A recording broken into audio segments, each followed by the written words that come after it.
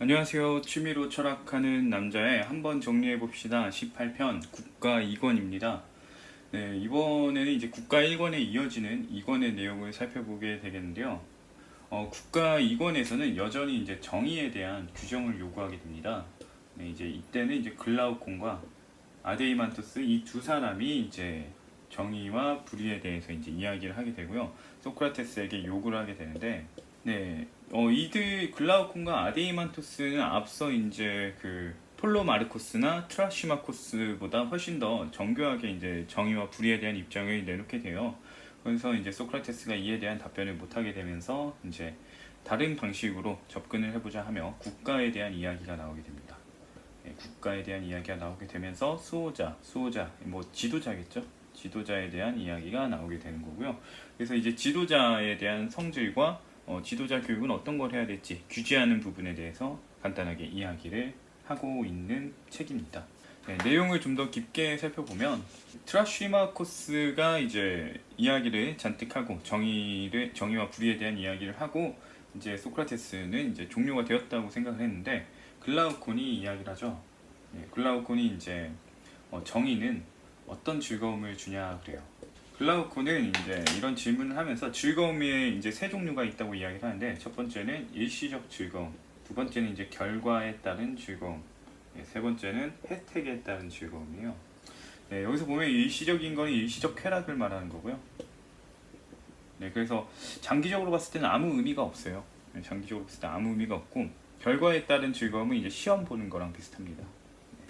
그리고 혜택에 따른 즐거움 같은 경우 여기서 혜택이라는 건 이제 뭐 돈이나 명예 이런 거거든요. 경제적이거나 사회적 이익을 위한 즐거움이 됩니다.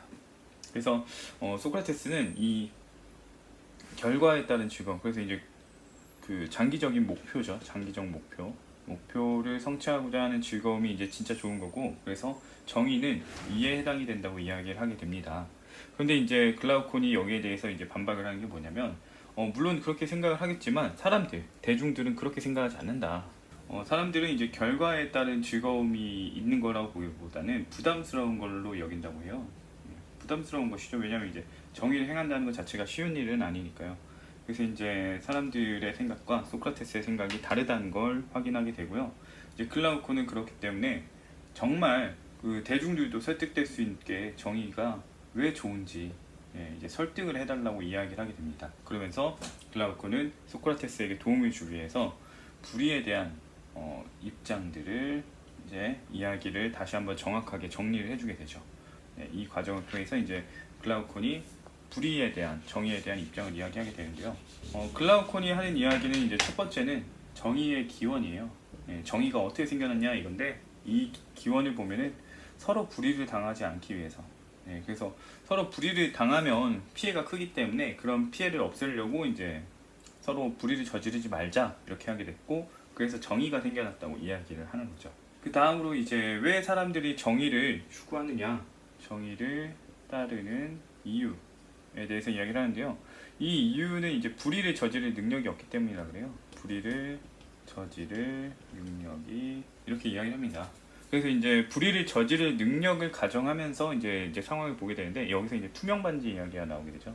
투명 반지 이야기를 하면서 불의를 저질러도 뭐 불의를 저질렀다는 그런 처벌이나 이런 걸 피할 수 있게 된다면 사람들은 불의를 저지르게 된다.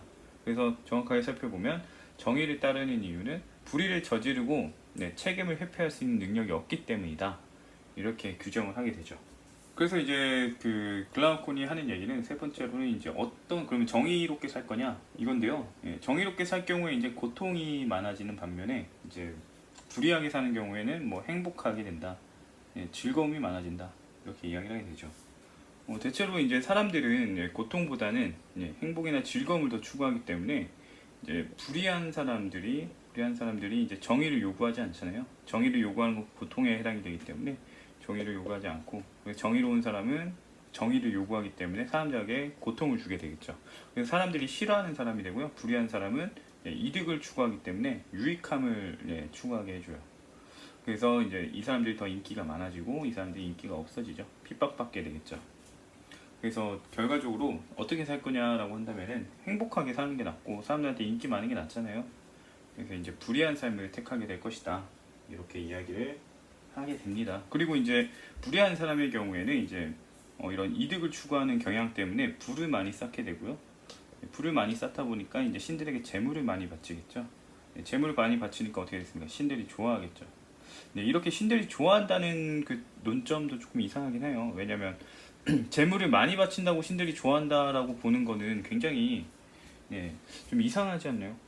이런 관점은 좀 문제가 있다. 아무튼 그렇게 보는데 글라우콘은 이 세 가지를 통해서 이야기를 합니다. 정의롭게 살지 않을 거다 사람들이. 그래서 이제 정의라는 것이 불의에 의해서 합의물로 나온 거다. 이렇게 이야기를 하죠. 이렇게 글라우콘이 이야기를 하니까 아데이만토스가 나타납니다. 아데이만토스는 이제 글라우콘의 형인데요. 아데이만토스가 나타나서 글라우콘이 얘기하지 않았던 부분들에 대해서 이야기를 하게 되는데, 첫 번째는 이제 정의를 찬양하는 이유예요. 우리가 왜 정의를 찬양하냐 그러는데, 이거는 혜택 때문이죠. 정의에 따른 혜택. 이 혜택은 이제 신들이 이제 이런 정의로운 자들, 정의자들이라고 할게요. 정의자들에게 주는 혜택인데, 이제 뭐 풍요롭게 살게 해주고, 그다음에 저승에서도 이제 꽤 만족스럽게 살게 해주고, 그다음에 자손도 번성하고, 이런 것들 혜택이 있기 때문에 정의를 찬양하게 된다고 이야기를 하는데요. 하지만 이제 그 아데이만토스는 이제 현실에 대해서 이야기를 해주는데, 현실적으로 이제 정의를 행동하기가 이건 어렵다는 거예요. 그리고 이제 불의를 행하기가 더 쉽고, 불의를 행하기 쉽으면서도 즐거워요. 또 이거는 이제 고통스럽던데, 뭐 절제하거나 이런 판단하거나 생각하거나 이런 것들이 있어서 스트레스가 심한 반면에, 불의를 하고 싶은 대로 행하는 거기 때문에 즐겁게 된다고 이야기를 합니다. 그리고 이제 이런 상황에서 불의를 저질렀을 때 이거에 대해서 사제나 점쟁이들이 나타나서 이런 불의 저지른 거 속죄 가능하다 이렇게 얘기를 합니다.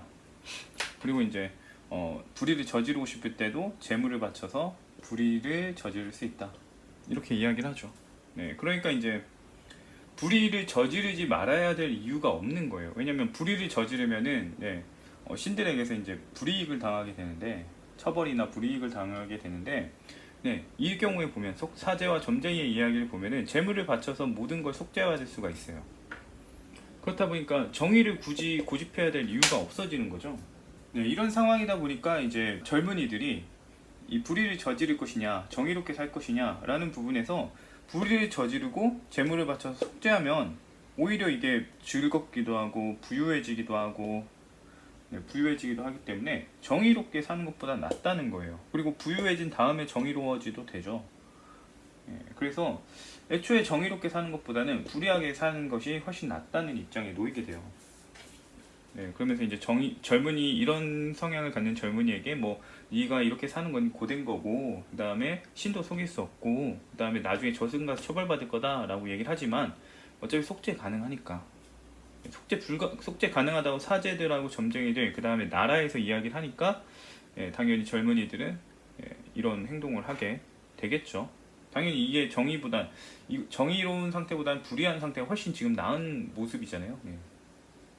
애초에 뭐 해를 보는 게 없는 상황이니까. 이러면서 이제 아데이만토스는 소크라테스에게 여러모로 보아도 불의를 저지르지 말아야 할 이유가 없다라고 얘기를 해요. 뭐 정의가 아무리 이런 혜택을 받는다고 하더라도 불의를 저지르고 속죄받으면은 똑같아진다. 신들에게 재물 많이 바치고 하면은 똑같아진다. 라고 하면서 이야기를 하게 되는데요. 사실 이러한 아데이만토스와 글라우콘의 입장은 반박할 수 있는 것이 없다고 저는 생각을 하거든요. 왜냐하면 정의라는 것 자체는 소크라테스가 1권에서 이야기한 그 이득 말고는 없어요. 뭐 집단의 이제 질서라던가 유지라던가 이런 것들을 위해서 이제 정의라는 것이 필요하게 된 거기 때문에 이런 이득 말고는 없어요. 그래서 이제 집단의 질서 유지를 측면에서 이제 요구하는 사람들은 정의를 강조할 수밖에 없는 거고, 개인의 이득, 개인적인 면을 보는 사람들은 불의를 해도 되지 않냐 이렇게 얘기를 하겠죠. 그래서 사실 이것 말고는 없습니다. 정의로워야 하는 이유 없어요. 그리고 정의가 훨씬 더 낫다고 볼 만한 이유도 없어요. 그래서 정의로워야 하는 이유는 딱히 없는데, 이거를 이제 증명해달라고 아데이만토스와 글라우콘이 이야기를 하는 거죠. 근데 이제 소크라테스도 여기에 대해서 이제 이야기를 하기가 좀 어려우니까 소크라테스가 여기에 대해서 뭐라고 하냐면 이제 나는 정의를 어떻게 할 능력이 없다 이렇게 이야기하면서 일단은 우리가 좀 그 개인의 정의를 살피긴 좀 어려우니까 국가의 정의를 살펴보자 이렇게 이야기를 하죠. 이렇게 이야기를 하면서 이제 국가를 형성하기 시작합니다. 국가 형성. 근데 국가 형성 과정은 그렇게 뭐 중요하지 않아요. 중요도가 낮기 때문에 안 보고요.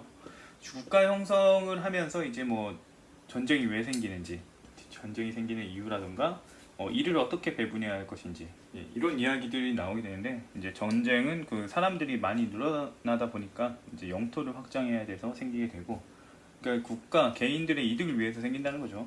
일을 어떻게 배분할 것인가, 한 사람이 여러 일을 할 것인가 아니면 한 사람이 하나의 일을 할 것인가 라고 했을 때 이제 한 사람이 하나의 일을 하는 것, 적성에 맞는 일을 하는 게 효율적이다 이런 이야기 하면서 얘기를 하게 되고요. 그러면서 이제 그 전쟁과 관련해서 이제 전문 군인이 필요하다고 이야기하면서 그 수호자 얘기를 하게 됩니다. 수호자, 지도자죠.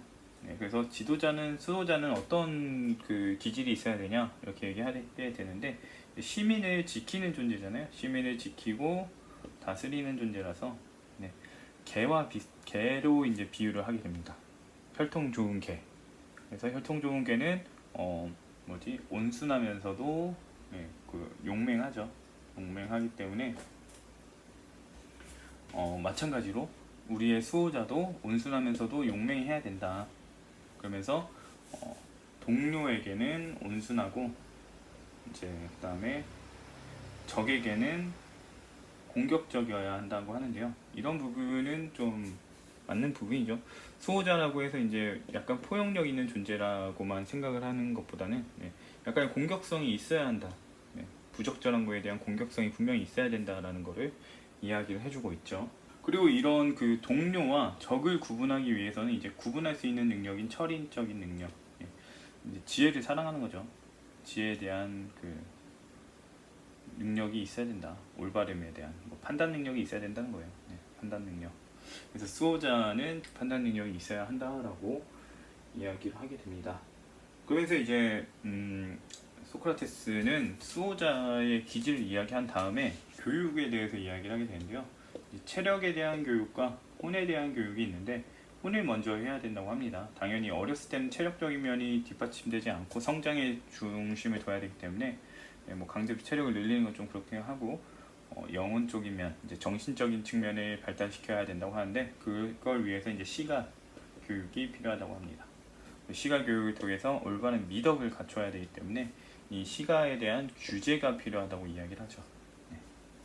그래서 이제 규제를 어떻게 할 것인가 이게 문제인데요. 일단은 첫 번째로 미덕과 좀 내용이 미덕에 위배되는 시가는 이런 것들은 좀 접하기 힘들게 만들어야 된다. 그래야 이제 신이 불효를 저지른 사례 이런 것들을 멀리해야 자신의 불효를 정당화할 수 없다는 거죠. 그리고 그 다음으로는 이제 신의 특징에 대해서 특징을 제대로 서술해야 된다고 하는데요. 이건 이제 신이 인간의 본보기가 되기 때문이겠죠. 롤 모델이 되는 거죠. 롤 모델. 그렇기 때문에 이제 신의 특징을 왜곡하지 말고 좋은 모델을 제공해야 된다라고 하면서 몇 가지 특징을 이야기하게 되는데 첫 번째로는 신은 좋은 것의 원인이다. 그러면서 신은 불행이나 이런 걸 주지 않는다. 준다 하더라도 유익함 때문이다. 이렇게 인식하게 만들어야 된다고 하고요.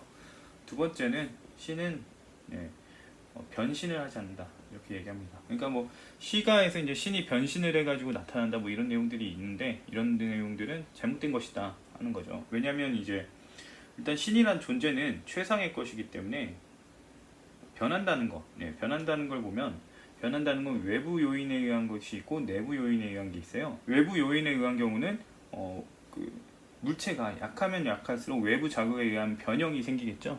근데 신이라는 거는 그야말로 완벽한 존재이기 때문에 이런 외부 변형이 생기기 어렵다. 외부 자극에 의해서. 그래서 변할 수가 없고 그 다음에 신은 지금 완벽한 존재이기 때문에 변할 이유가 없다는 거예요. 변한다고 하면은 완벽한 거에서 더 낮은 것으로 변화를 해야 되는데 더 낮은 것으로 변화하는 경우는 거의 없어요. 모든 사람이나 어떤 존재도 더 나아지려고 하지 더 나빠지려고 하진 않기 때문에 일단은 기본적인 경향상 신은 변할 이유가 없다. 완벽하기 때문에 이렇게 얘기가 나오고요. 그 다음으로 이제 세 번째로 이제 위장하냐, 신이 위장을 하냐고 그러는데, 위장이라는 건 다르게 말하면 거짓인 거잖아요. 거짓 모습. 신이 이제 거짓 모습으로 돌아다니냐 이렇게 얘기를 하게 되는데, 신이 거짓을 행해야 될 이유가 뭐냐라고 얘기를 하게 돼요. 그러니까 이제 거짓말을 한다는 건 뭐 적을 해치기 위해서, 아니면은 뭐 친구를 막기 위해서, 아니면은 미움을 받지 않기 위해서 이렇게 이야기를 하게 되는데, 적을 해치기 위해서 굳이 거짓말할 필요 없죠. 신은 원래 해칠 수 있는 거니까. 그리고 친구를 막기 위해서도 마찬가지로 그냥 자기가 말하면 되는 거죠. 그리고 이제 미움을 받지 않는다. 신이 미움을 받을 이유가 없죠. 그렇다 보니까 미워할 수도 없고, 그렇다 보니까 신이 위장을 할 이유도 없다라는 이야기를 하게 됩니다. 그래서 신에 대해서 이제 나쁜 것이라고, 신이 나쁜 것을 준다라고 하는 시를 규제해야 되고요. 그다음에 신이 변신을 한다는 이야기에 대해서도 규제를 해야 되고, 신이 위장을 한다는 이야기에 대해서도 규제를 해야 한다라고 이야기를 합니다. 이권의 내용은 이런 내용인데요. 뭐 정의에 대한 사실 핵심적으로 보면은 소크라테스의 이제 국가 형성에 대한 부분은 뭐 그렇게 썩 좋은 것이다라고 보긴 좀 어렵고, 아데이만토스나 글라우콘이 하는 이제 정의와 불의에 대한 특징을 나열하는 부분이 꽤 이제 현실적인 부분이라 그 부분이 가장 좋은 것 같아요. 2권은 이런 내용이고요. 이제 3권을 하면서 다시 찾아뵙도록 하겠습니다.